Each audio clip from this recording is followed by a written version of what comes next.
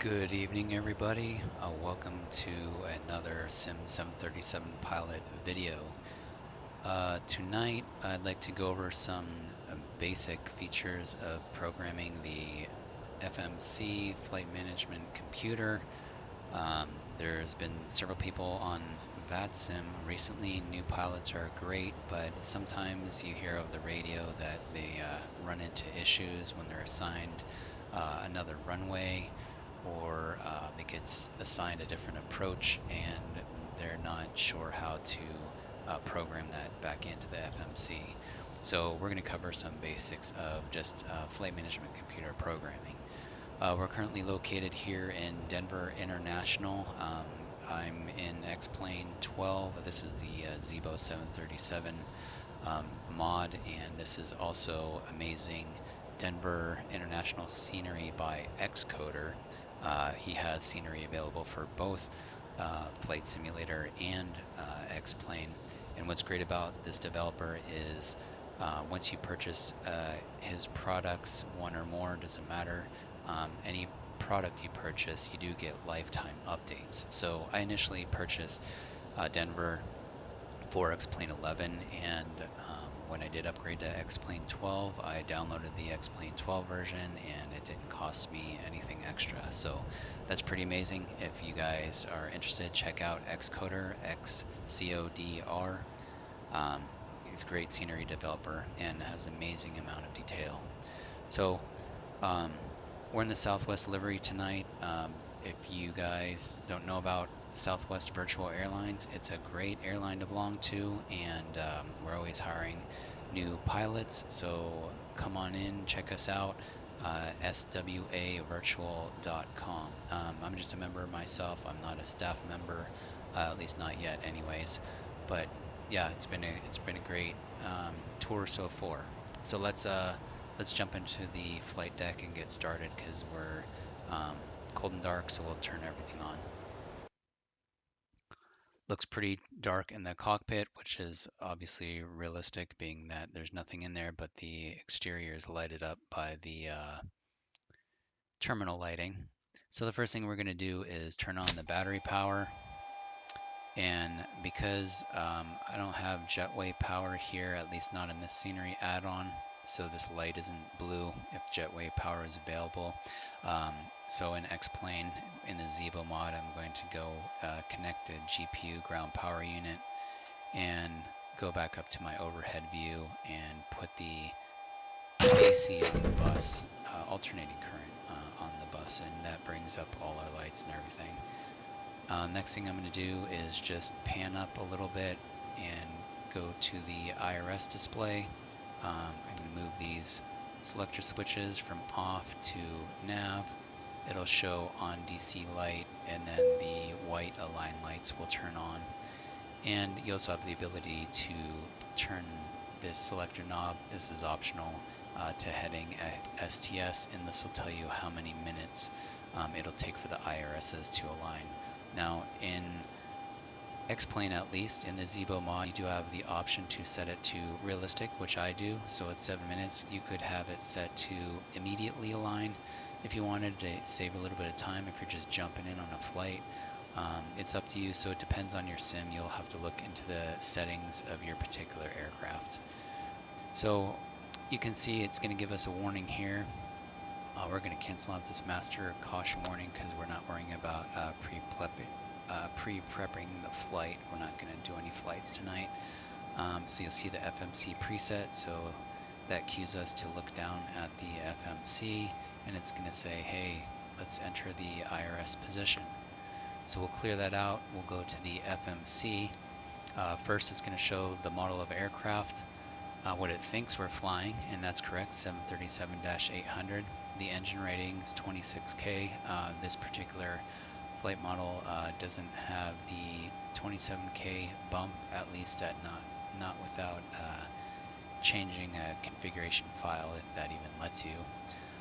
The nav data is current. This is about through December 24th. I do have an active Navigraph subscription, I would highly recommend this, especially if you plan to fly on the VATSIM network. The controllers are going to expect that you do have current nav data. Now, if you don't want to purchase the combo subscription where it includes both the nav data and the charts, with a moving airplane icon, then there is free PDF charts for the United States at skyvector.com. Or if you're looking for international destinations, you might want to check out chartfox.com. So the OP program, the operational program, the software version that's loaded in is U14. It's kind of interesting that PMDG doesn't list this on their flight model, so it makes you wonder what version they're actually using. But based on a real-world pilot that flies in the UK, he says they do use a version that's a couple versions behind this. So next we're going to go to pause init, and we're going to get our location. Now we're currently in Denver, so we're going to put KDEN in the scratch pad and put the reference airport. So this gives us the reference airport based on the GPS database in our flight management system. This is showing Denver Airport is located at this longitude, and we're pretty much matched up exactly. We're going to hit the next page, and we're going to grab from our GPS left, hit the previous page, and we're going to fill out these white boxes. Anytime you see white boxes, that's a mandatory field. You have to enter that information, or it's not going to let you engage the LNAV VNAV on the ground. So next we're going to go to route. Because we already entered in KDEN, it's going to remember that in the scratch pad, so we can literally just line select this to the origin. The destination, we're going to be flying to PSP. I do have a flight plan already saved in PDF format in the electronic flight bag, and we'll look at that in a minute, so I'll click that for the destination. Now, ZIBO does give you the ability, if you download the flight plan within SimBrief and export it into your output/FMS flight plans folder, you can click request and it'll grab all that data from your SimBrief flight plan. We're going to do this manually tonight, so people can understand like where this data comes from in lieu of them not having that automatic option. I do know PMDG also has something similar too, where you can grab that SimBrief data to make it easier for you and less typing. But we're going to be all manual old school tonight, and then also that we're seeing it, we're manually entering it, and we're confirming it. So we're going to go to departure and arrival first. The flight plan that I have loaded in the electronic flight bag, the EFB, I'm going to grab here in charts, KDEN to Palm Springs, and it's going to show us our routing on page 2. This is the LIDO format, LIDO. That's a very easy one to become familiar with. Now, Southwest Airlines obviously has their own SWA format, but for ease of use, and a lot of people are very familiar with the LIDO format, so we'll use this for tonight. So we're planning for departure off of runway 25. We're going to use a Baylor 6 transition with a TARU, and then we have a couple waypoints here, and they're en route, and then we're going to be taking the Red Bull 1 arrival into Palm Springs with the York transition and landing on runway 31 left. So we're going to go down and put in the Baylor 6 for the SID. We're departing Denver. See, Baylor 6 is the first one there, so we'll click that, and this gives us the transition points to pick from, and we're using the TARU transition, and we were departing off of runway 25, so you can't see 25 here, so we're going to hit next page. Bam, 25 is right there. Now all of these are selected, so those are in the FMC. Now because we do have en route waypoints, it's not a short flight where we're going directly from a departure, a SID, directly to a star. We're going to want to click the route button, and this isn't intuitive, but you're going to want to hit the next page and see. So this shows us we've entered in our SID with the transition point, the Baylor 6 with the TARU transition. So we're going to look on our flight plan here, and we can move this out so we don't have to keep panning back and forth. There we go. So the next waypoint, so DCT is just direct, is the Plendle fix. So we're going to type in PL NDL NDL for Plendle. And then the next one, Q86, is an airway. So the airways always go on the left-hand side. So Q86 into the airway position. And see, there's white boxes again. We have to fill that out. So right here, York, Y-O-R-R-K, Y-O-R-R-K, enter. And then the Red Bull star. So we're going to jump back to the departure arrivals. Don't worry about activating it yet. We're going to enter everything in first. So the arrival, Palm Springs, we're going to click here for arrival. The Red Bull 1 and the York transition. And it was runway 31 left. We're going to do the RNAV Y. That's what was in our flight plan. And if we look at, if I go to home and bring up the airports, so let me enter in Denver first, so I can have everything in order basically. We'll just do the departure. We already know what runway we're taking off of. So the Baylor 6 departure, and then we're going to open up the PSP Palm Springs. Do a search for that. Knocking over my speakers. Approach. Arrival, I'm sorry. The Red Bull 1. Red Bull 1 from the York transition, so I'll work our way through there, and then also we're going to do RNAV Y for the approach to 31 left, right there. So we can bring that up. So then that way we can verify all the waypoints that are programmed in our FMC are correct. All right, so we're going to go to the transition point for Palm Springs. So you can see York here, and this is going to bring us down all the way to Merck. So we're going to choose Merck for the transition point.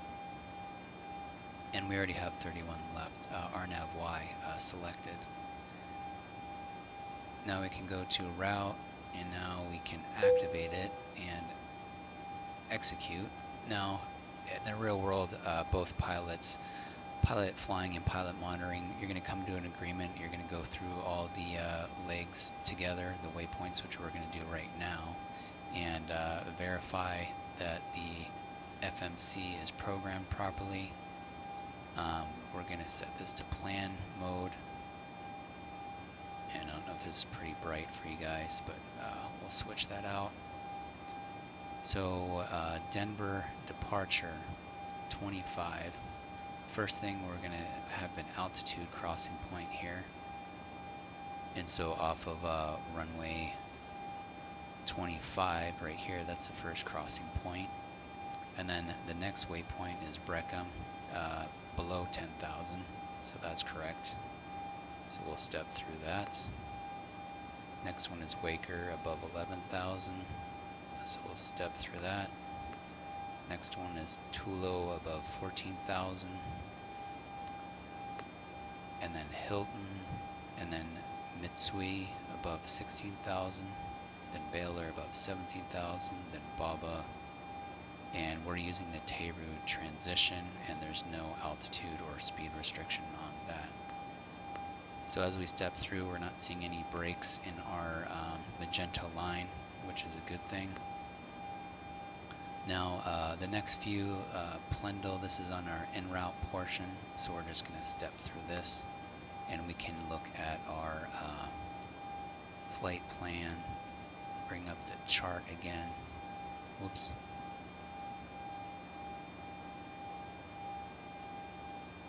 Mid-sweep, baller, top of climb. So we have Plendle in there, Valak, and Cutro, and then SCHLS, and then York, and that's where we go back to our transition for our arrival. So we'll go back to our arrival chart for PSP, York. There, so we're up to York, everything looks good, no breaks, discontinuities, and then dine in below flight level 280, and then burble above flight level 230, then tune between flight level 230 and 17,000, that checks out, then BRAP between 15 and 10,000, then RD bull between 9 and 8,000 is correct. And then Merc, so this is the last point on the arrival chart, 230 knots at 8,000 feet, and that checks. Now, if air traffic control is online, you can pretty much expect vectors from this point. So if you are in VNAV, you want to change to heading select and have 238 in your heading. And just continue to fly that heading at 8,000 feet until you're vectored. Alright, so after Merc, we're going to go to Palm Springs. So Bulky, which we can see right here. Here we have Merc and then Bulky. In Bulky, we're going to check. This is showing above 6,600. Then Demo above 5,000, and then Glear, and then Haxis at 3,500. We'll step through these. Glear, Haxis 3,500, and Ipoji at 25, above 25. Then Jokum, and then the runway. Jokum and CF SKF, which is pretty much dead right before the runway here. And then our runway.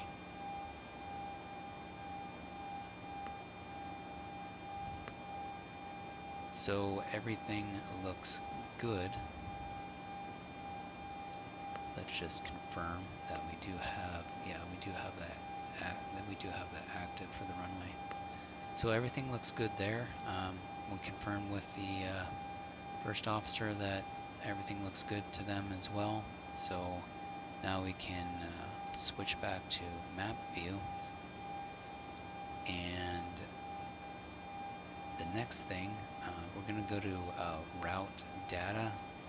Now, if you do have your flight plan saved from SynBrief, for us XPlane flyers, the ZIBO, you can request the en route winds, and it's going to give those to you. It'll pull all those in from the top of climb at least. So the old school manual way to do it, we're going to just look at the chart, and pretty much winds aren't really a big factor until you get to your top of climb, and then also on the way down. So top of climb is here, and right after Teru is there. So we'd want to, if you wanted to manually enter winds or didn't have the ability to automatically upload winds in either your PMDG flight model or whatever model it is you're using for either XPlane or Flight Simulator, this is how you do this manually. So here, this is estimating based on the length of the flight. It's expecting us to cross at a certain time, so winds are 316 at 35. So we'll enter 316 at 35. And you can execute this each time, or I'm just going to put in several. Valic is 322 at 18. And I'll put in one more, and you guys basically get the idea after that. Kutro 322 at 18. And what that's going to do is the winds are going to adjust where the top of descent is going to be. So I'll just enter a few of those there.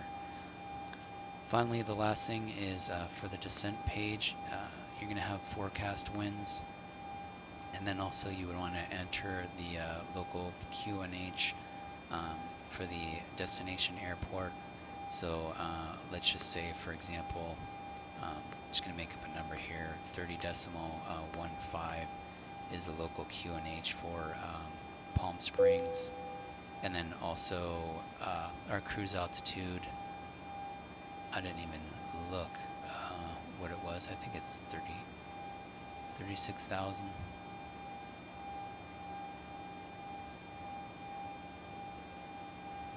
Yeah, I think it's 36,000 feet. Yeah.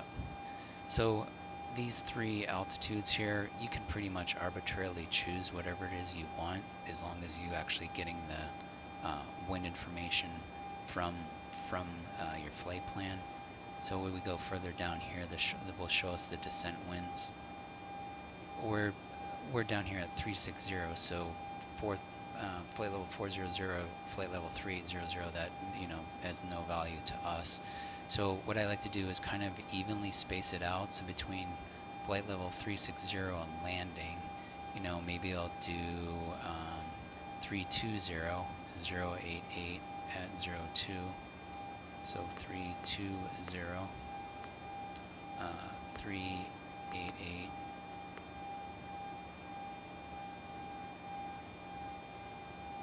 At 002.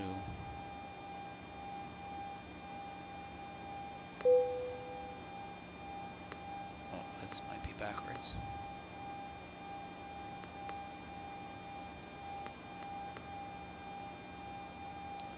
Zero 88. Oops. 088 at 02. That's better. And then somewhere midway in between that, 320, so maybe like flight level 200, 322 at 2,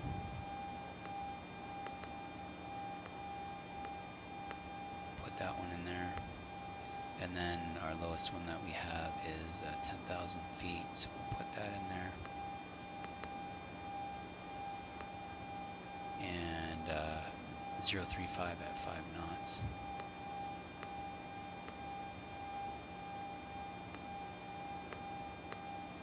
All right, bam. So now that information is in there, execute that, and then that will give us our top of descent. We can move that out of the way. So if I were to zoom like way out, and this might not even show because this is only to 640 miles. Yeah, it's not gonna show us our destination, but that's okay. So everything is loaded in there. So the next thing we're gonna do is once the flight management computer is set, the next thing we're gonna do is go to init-ref. So we're going to enter in our zero fuel weight, whatever that is, and we'll get that from the flight plan. Obviously, you want to make sure that your aircraft model is actually loaded correctly.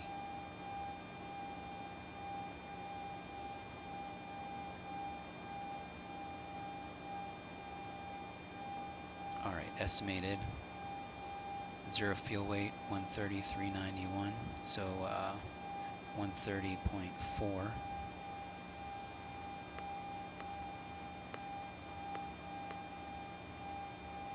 Now if you line select key this in the sim, it's just going to automatically pick up what that zero fuel weight is. Our reserves, we're doing a domestic flight.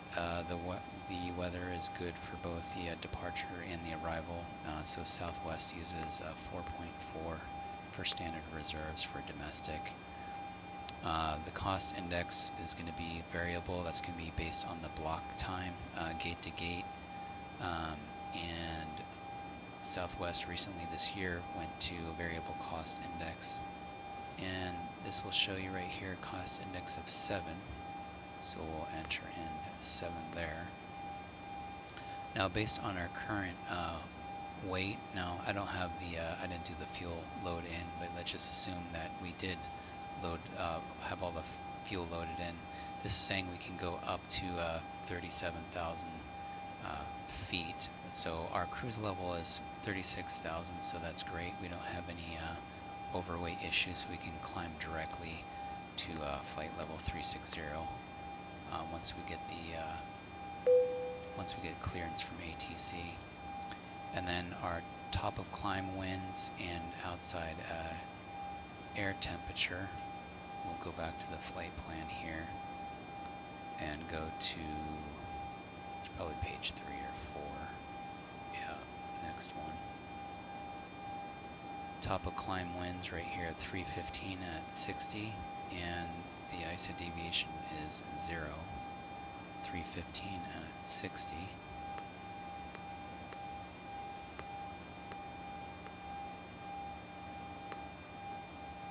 And then right here I'm getting it from this. You go over 1 and then down 1 is P. Oh, I'm sorry, here top climb. 315 at 60, P00 positive, so we're just 0. So we'll put the 0 for, and then we can execute that. Now, with the ZIBO, you do have the option to have planned fuel show up. So for example, if you're currently fueling, you want the FMC to calculate based on what you will have after you're completely loaded. So I do have that option enabled that shows up on this side. Next we'll go to the N1 limit page. Now you can do reduced takeoff thrust here. You'd use your performance calculator, takeoff performance calculator, in whatever program you're using. Even SimBrief has a takeoff calculator. Put in the applicable data there. We'll assume that we're going to do a 24K D rate, so that brings us down to an N1 at 97.5. We'll go to the next to the takeoff page. Your performance workbook with Southwest, we have in Love Cars for our flight tracking, does give us the ability to get all that information, so it'll tell us what the flap setting is. And also the performance calculator, the takeoff performance, it'll let you know what your flap setting is. So we're going to assume the standard flap's 5. The center of gravity in ZIBO, let's get this clicked back on here. In ZIBO, it will let us know takeoff center of gravity is 20.8. Now if I just click this, it should go in there. And otherwise you look in your EFB and just manually plug this in. So that'll give us a trim in our V-speeds. We looked at our V-speeds on our electronic flight bag or a takeoff performance calculator, and then compare these values. So if it's within a knot, it's not a big deal. If it's anything more than a knot, I would use the values from the takeoff performance calculator versus the FMC. So we'll assume those are all the same just for the sake of instruction and to move along. So everything is programmed in there now. So now we're ready to go. From this point, I would move up to the MCP panel, since we're right in the same general area, and start doing entering the stuff in here. Now I did want to show you one other thing. There's a fix page. We can use fix. So we're going to land in a runway 31 left. So RW31 left. And since the flight management computer already knows we're landing in Palm Springs on 31 left, it should detect that we're not getting any error messages. I like to use a /10 for 10 nautical mile range ring. Especially generally air traffic control is going to vector you pretty much from that point. /4, just a personal preference. That's when I end up dropping the gear. Either that or anywhere between 2500 call out and 2000. And then the last one, if we're flying at flight level 360, just a general visual reference for top of descent. So 36 times 3, 90, 3 times 6 is 18. So 108 miles will give us a 3% degree glide. So we'll have our range rings there. Now, it's probably not going to show us on here because we have quite a distance to go, but this is definitely helpful, and especially if you guys are on a VATSIM for visual awareness. And also, let's say this was our destination airport, it'll show us these green dotted range rings. You'll be able to self-vector yourself better by going parallel with the landing runway, and then make a base leg and then just hook into one of these fixes coming in on the runway, so you can self-vector pretty cleanly that way. So I think that's a great feature to have. There's lots of other tips and tricks. I'm not going to cover that in this video. I don't want this video to be too long. So I hope you guys got a lot out of that tonight. And I hope you enjoyed it, and thanks for watching, and we'll see you in the next one. Take care.